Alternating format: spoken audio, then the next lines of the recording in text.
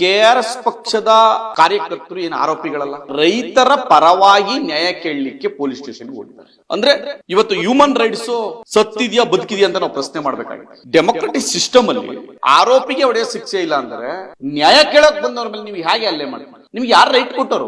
ನಮ್ಮ home minister ಈ ಒಂದು ಪ್ರಕರಣದಲ್ಲ, ಇಂತ 16 ಪ್ರಕರಣಗಳಲ್ಲಿ ತಮ್ಮ ಎಬಿಲಿಟಿಯನ್ನ ಪ್ರೂವ್ ಮಾಡುವಲ್ಲಿ ಫೇಲ್ಯೂರ್ ಆಗಿದೆ. ಈ ಕೂಡಲೇ ಕೆಆರ್ಎಸ್ ಪಕ್ಷದ ಸೈನಿಕರ ಮೇಲೆ ಆಗಿರ್ತಕ್ಕಂತಹ ಎಲ್ಲಾ ಎಫ್ಐಆರ್ ಗಳನ್ನ ವಜಾ ಮಾಡಬೇಕು. ಮಹಿಳೆಯರ ಮೇಲೆ ಹಾಗೂ ಅಮಾಯಕರ ಮೇಲೆ ಪೊಲೀಸ್ ಅಧಿಕಾರಿಗಳು ದರ್ಪವನ್ನ ಮಾಡ್ತಾ ಇದ್ದಾರೆ, ಸುಳ್ಳು ಕೇಸ್ ಹಾಕ್ತಾ ಇದ್ದಾರೆ ಅನ್ನುವಂತಹ ವಿಚಾರ ಇತ್ತೀಚಿನ ದಿನಗಳಲ್ಲಿ ಮುನ್ನೆಲೆಗೆ ಬಂದಿತ್ತು. ಈ ವಿಚಾರದ ಬಗ್ಗೆ ಈ ಒಂದು ಕೇಸಿಗೆ ಸಂಬಂಧಪಟ್ಟ ಹಾಗೆ ಕೆಆರ್ಎಸ್ ಪಕ್ಷನು ಕೂಡ ಪ್ರತಿಭಟನೆ ಮಾಡಲಿಕ್ಕೆ ಮುಂದಾಗಿತ್ತು.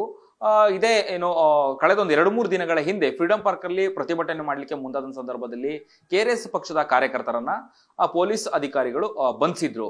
ಈ ವಿಚಾರದ ಬಗ್ಗೆ ಮಾತನಾಡಲಿಕ್ಕೆ ನಮ್ಮೊಂದಿಗೆ ಲಾಯರ್ ಪ್ರದೀಪ್ ಕುಮಾರ್ ಇದ್ದಾರೆ, ಅವರನ್ನೇ ನಾವು ಮಾತಾಡ್ಸೋಣ. ಸರ್, ಈಗ ನೆಲಮಂಗಲ ಪೊಲೀಸ್ ಸಬ್ ಇನ್ಸ್ಪೆಕ್ಟರ್ ಮತ್ತೆ ಮಾದನೇಕನಹಳ್ಳಿ ಪೊಲೀಸ್ ಸಬ್ ಇನ್ಸ್ಪೆಕ್ಟರ್ ವಿರುದ್ಧನೂ ಕೂಡ ಕೆಆರ್ಎಸ್ ಪಕ್ಷ ಪ್ರತಿಭಟನೆ ಮಾಡಲಿಕ್ಕೆ ಮುಂದಾಗಿರುವಂತ ಸಂದರ್ಭದಲ್ಲಿ ಎಲ್ಲರೂ ಕೂಡ ಬಂಧಿಸಿದಂತಹ ಒಂದು ಘಟನೆ ಕೂಡ ನಡೆದಿತ್ತು. ಏನ್ ಹೇಳ್ತೀರಿ ನೀವು ಈ ವಿಚಾರದ ಬಗ್ಗೆ? ಕೆಆರ್ಎಸ್ ಪಾರ್ಟಿ ಪ್ರತಿಭಟನೆ ಮಾಡಿರುವಂತದ್ದು ಮತ್ತೆ ಮಹಿಳೆಯರ ಮೇಲೆ, ಅಮಾಯಕರ ಮೇಲೆ ಸುಳ್ಳು ಕೇಸ್ಗಳನ್ನ ದರ್ಪವನ್ನ ತೋರಿಸ್ತಾ ಇದ್ದಾರೆ ಅನ್ನುವಂತಹ ಆರೋಪ ಇದೆ. ಈ ಪ್ರಕರಣಗಳ ಬಗ್ಗೆ, ಈ ಕೇಸ್ನ ಬಗ್ಗೆ ನಿಮ್ಮ ಅಭಿಪ್ರಾಯ? ನೋಡಿ, ಕೆಆರ್ಎಸ್ ಪಾರ್ಟಿ